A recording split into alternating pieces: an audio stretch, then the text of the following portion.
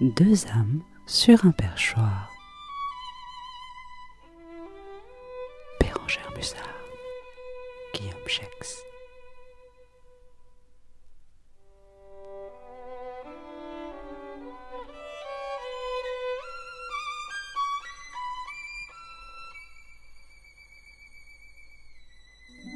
Ma chère Bérengère, après le grand saut, je te propose de plonger au cœur de la nuit. Au cœur de la nuit où souvent les ombres dansent, où parfois la lumière se cache, où souvent l'absurde règne en maître. Et qui mieux qu'Albert Camus pour énoncer ce que peut être l'absurde, pour réfléchir sur l'absurdité, à travers le mythe de Sisyphe. Toute la joie silencieuse de Sisyphe est là.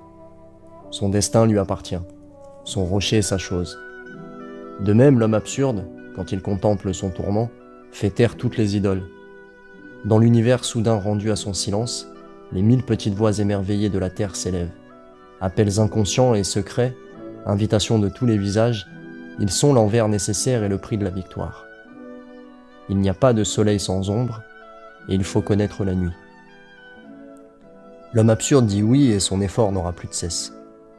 S'il y a un destin personnel, il n'y a point de destinée supérieure, ou du moins, il n'en est qu'une dont il juge qu'elle est fatale et méprisable. Pour le reste, il se sait le maître de ses jours. À cet instant subtil où l'homme se retourne sur sa vie, Sisyphe, revenant vers son rocher, contemple cette suite d'actions sans lien qui devient son destin, créé par lui, uni sous le regard de sa mémoire et bientôt scellé par sa mort. Ainsi, persuadé de l'origine toute humaine de tout ce qui est humain, aveugle qui désire voir et qui sait que la nuit n'a pas de fin, il est toujours en marche. Le rocher roule encore. Je laisse Sisyphe au bas de la montagne. On retrouve toujours son fardeau. Mais Sisyphe enseigne la fidélité supérieure qui nie les dieux et soulève les rochers. Lui aussi juge que tout est bien. Cet univers désormais sans maître ne lui paraît ni stérile ni futile. Chacun des grains de cette pierre, chaque éclat minéral de cette montagne pleine de nuit, à lui seul forme un monde. La lutte elle-même vers les sommets suffit à remplir un cœur d'homme. Il faut imaginer Sisyphe heureux.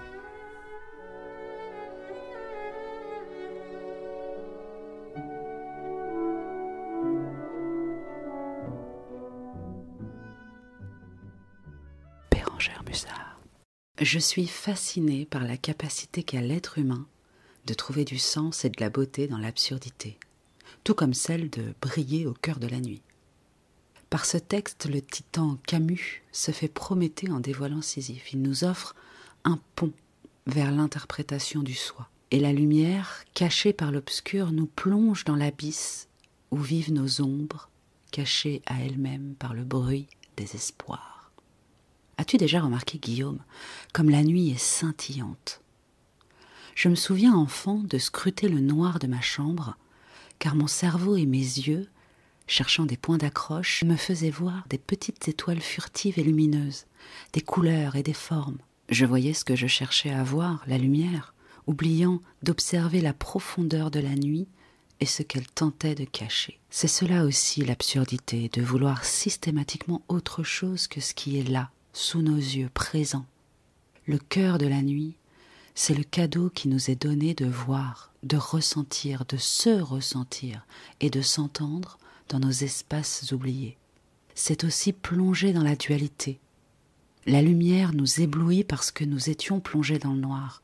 Mais la nuit est bien plus dense si elle surgit après une longue période de soleil.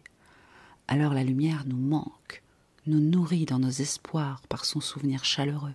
Et cette beauté de l'éclat de la conscience est révélée parce que la nuit, parce que le noir, parce que l'oubli, parce que l'effondrement intérieur.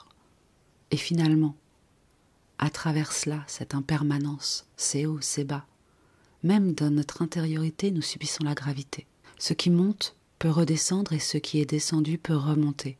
Et à travers nos passages, nos pas sages, dans l'ombre et dans la nuit, dans nos ombres et dans nos nuits, nous découvrons notre capacité à faire sens, à faire la lumière sur ce flou intérieur. J'ai toujours aimé la nuit. J'ai toujours aimé la nuit pour son silence, pour le cadeau de l'introspection qu'elle nous offre, malgré l'inconfort, malgré les peurs, malgré l'esprit parfois embrouillé.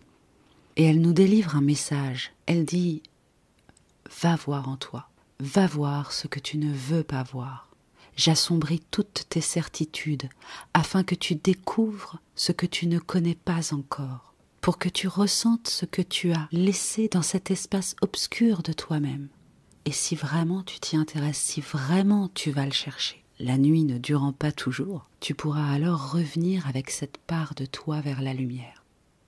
Avoir le courage d'exister aussi dans ces nuits, dans ces ombres, dans ces coins obscurs intérieurs, c'est se faire le cadeau de gravir la montagne, de percer les nuages et voir la lumière. Et finalement, Guillaume, alors que l'homme tourne le dos à ses noirceurs, en quête de bonheur absolu et immuable, il se coupe du véritable bonheur qui est de parcourir le chemin qui mène à lui. Alors oui, je le crois, Sisyphe est heureux.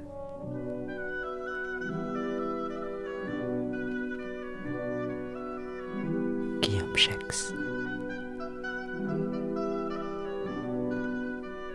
Chut.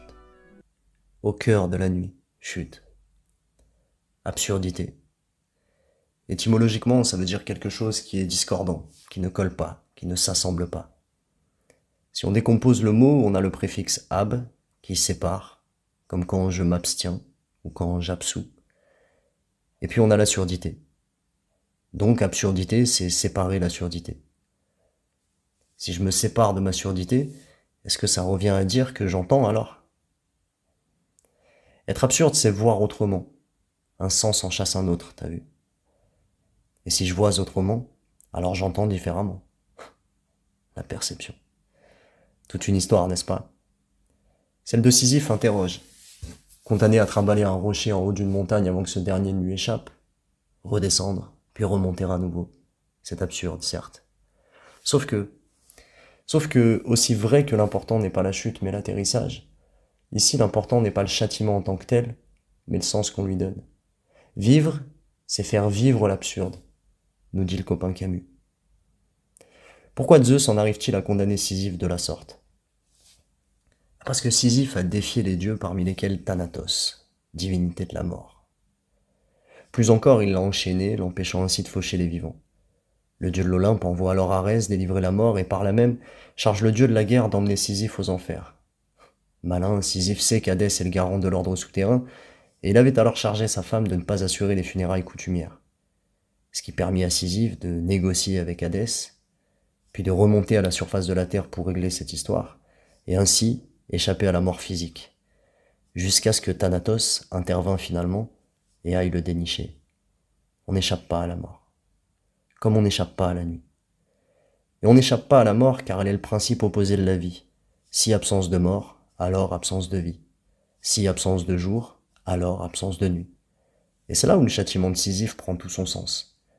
En condamnant Sisyphe à un éternel recommencement, la mythologie nous rappelle la nécessité d'être conscient du sens qu'on donne à notre vie.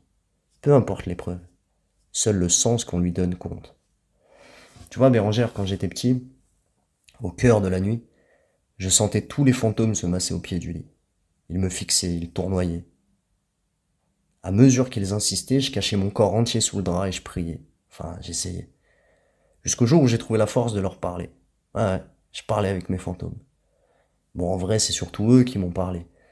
Je n'ai pas compris grand-chose, mais j'ai compris quand même qu'en vérité, on ne chasse pas ces fantômes. On les accueille et on leur donne la parole. On ne combat pas ces fantômes, on fait la paix. Ainsi, le silence fait naître les plus belles phrases. Ainsi, la nuit fait advenir le plus beau soleil intérieur. Chut. Au cœur de la nuit. Chut. Si les rêves viennent la nuit, c'est qu'ils n'osent pas se manifester le jour.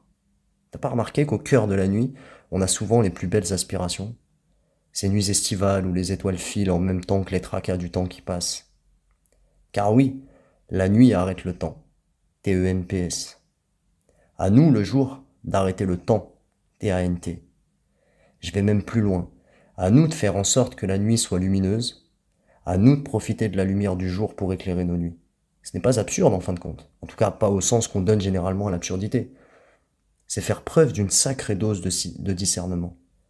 La lune veille que sous réserve que le soleil l'éclaire. Tu vois le truc? Alors voilà, avec quel battement de conscience j'essaye de rythmer le cœur de mes nuits.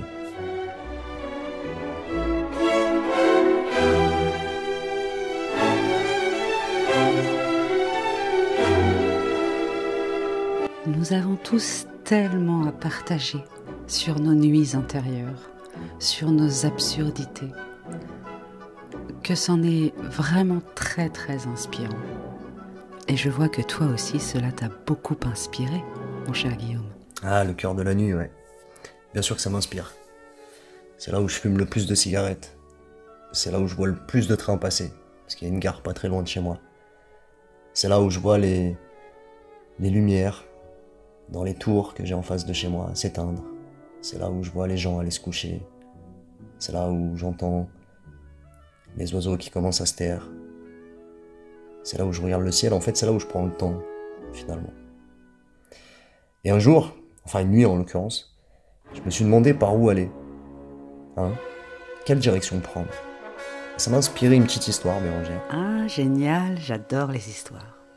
Alors je t'en prie, vas-y, raconte-nous cette belle histoire que tu as en tête. Cette histoire, c'est l'histoire de l'adulte perdu. Aussi vrai qu'il est des êtres qui ne pensent pas, il en est également qui ne rêvent plus. Ainsi est le cas de petits désespérés, qui errent au gré des courants d'air, qui le mènent le jour à l'ennui et la nuit au remords. Comme son quotidien n'était qu'un amas de banalités qu'il entassait à mesure que les heures passaient, petit désespéré décide un soir d'été de sortir. Rends-toi compte, sortir seul avec l'objectif précis, découvrir le sens de sa vie. Rien que ça. Mais on sous-estime souvent ce qu'on appelle l'énergie du désespoir. Le voici donc parti dans les rues de sa ville, les empruntant en négligeant cependant leur dénomination. Ici la rue de l'Arbre, là l'avenue du Ciel, ensuite le boulevard des Nuages, puis enfin l'impasse des Ombres. Cette impasse mène à un terrain vague, presque en dehors de la ville. Et petit désespéré, fidèle à lui-même, désespéré de ne trouver quoi que ce soit, entreprend de s'asseoir, puis de s'allonger, puis de regarder le ciel étoilé très garni ce soir-là. Il fume seul, il parle seul, il rit seul, il pleure seul, il mange seul. Il joue avec des herbes hautes seul, puis il refume seul, il reparle seul. Bref, il profite en somme de sa solitude pour parler au cosmos. Soudain un ange passe, puis un chat, puis une chauve-souris, puis un nuage, puis deux, puis la pluie, puis un train au loin. Et clou du spectacle, une magnifique étoile filante. Celle qui fait tout oublier. Celle qui révèle, celle qui chamboule, celle qui illumine. Du maître désespéré, petit homme venait de passer, élève de la vie. Alors la moralité, tu me diras, c'est quoi la moralité? C'est drôle ça, de toujours chercher une moralité à une histoire. Donc c'est par où? Quelle direction prendre? Bien retenez, chers auditeurs, que l'histoire de l'adulte perdu, elle s'est terminée quand celle de l'enfant retrouvé a commencé. Merci pour cette histoire. Et comme tu le dis, c'est étrange de vouloir toujours trouver une moralité aux histoires. Moi, dans son histoire, j'ai entendu que dans sa solitude, ce petit homme, finalement, prenait conscience qu'il n'était pas si seul et qu'il avait de l'aide, un ange, un chat, une chauve-souris, peu importe la forme que peut prendre cette aide. Aussi absurde soit-elle, même une chauve-souris, dans la symbolique, finalement, on retrouve toujours un moyen d'être accompagné vers cette évolution plus légère et plus douce pour soi. Tu comprends pourquoi j'aime la solitude finalement? Parce que je suis un putain de bavard, parce que je suis intarissable, parce que je pourrais monologuer pendant des heures et sans rire, je pourrais vraiment le faire. Et parce qu'aussi j'aime la solitude, j'aime cette solitude-là qui questionne, cette solitude-là qui t'amène à essayer de trouver les réponses. Et d'ailleurs ça me fait penser, j'ai souvent cette phrase-là, l'important c'est pas d'essayer de trouver les bonnes réponses, c'est surtout de chercher les bonnes questions. Et en parlant de questions, moi j'en ai une pour toi, c'est la minute sans filet. Ma question est la suivante. Bérangère, chère Bérangère, qu'est-ce qui fait battre le cœur de ta nuit? Eh bien, mon cher Guillaume, au cœur de ma nuit, il y a des questions. Des questions qui ne trouvent pas de réponse, mais qui amènent d'autres questions, qui elles-mêmes ne trouvent pas de réponse. Et un jour, tu oublies les questions que tu t'étais posées quelque temps avant. Parce que le cerveau a cette particularité magnifique que lorsque tu lui poses une question, il est comme dans l'obligation de devoir y répondre. Donc il va chercher aussi longtemps qu'il le faudra. Et une fois qu'il a la réponse, il est apaisé. Et donc il oublie la question. Et j'ai de nombreuses questions qui ont trouvé leur réponse sans même que je sache quelle était la réponse. Mais la question ne se pose plus.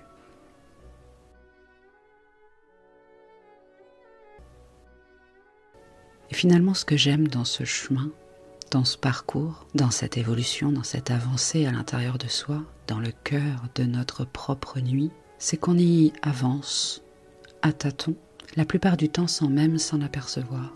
Et que lorsqu'on s'aperçoit qu'on est dans la nuit intérieure, c'est là où vient toute l'absurdité, c'est que du moment où je me rends compte que je ne sais plus, je cesse de chercher.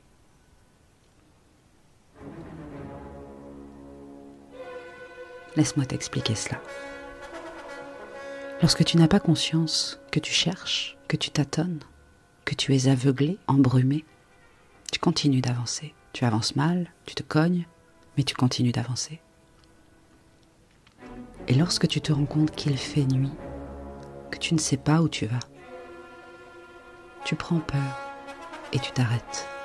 Tu t'arrêtes et tu regardes autour de toi à chercher des signes, à chercher de l'aide, et tu tournes sur toi-même au même endroit, en tendant les bras pour saisir quelque chose qui pourrait t'aider à avancer, alors que l'instant d'avant, tu avançais sans même te poser la question.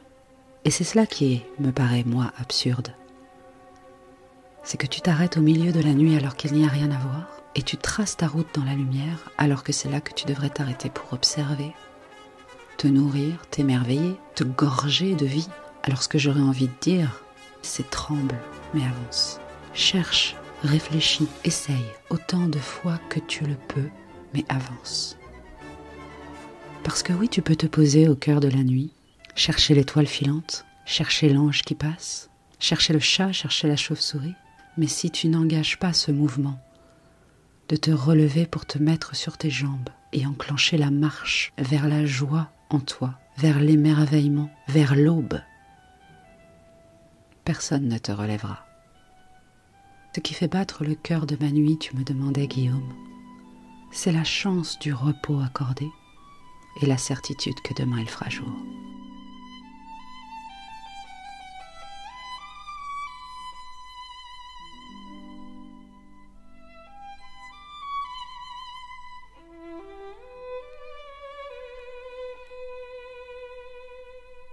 Je pourrais raconter une histoire rien qu'en regardant quelqu'un assis dans un arrêt de bus. Si tu me laisses 5 minutes, je regarde le type à l'arrêt de bus et je peux lui construire une vie, parce qu'il y a quelque chose de tellement... comment dirais-je, pour répondre à ta question, il se dégage des gens qui attendent le bus. Tant de vie, chaque vie est différente, tu vois. Donc tu as un type qui est là, si tu regardes son sac, c'est presque de l'anthropologie ou de la sociologie si tu veux, mais tu regardes comment il a mis son sac, tu regardes... qu'est-ce qu'il fait, qu'est-ce qu'il regarde pour faire passer le temps. On ne veut pas rester dans l'arrêt de bus. On sait qu'on y est parce que c'est un passage qui va nous amener à l'endroit où on voudrait rester et être en sécurité. Donc il y a quelque chose d'insécurisant dans l'arrêt de bus et pourtant tout le monde le prend tous les jours. Eh bien moi, voilà, pour répondre à ta question, je peux faire des séquences comme ça parce que j'ai vu des gens qui m'ont ému.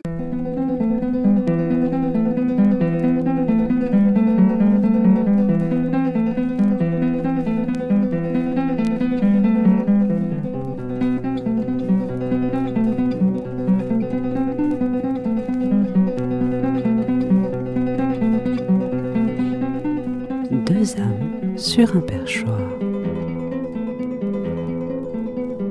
Bérangère Musard.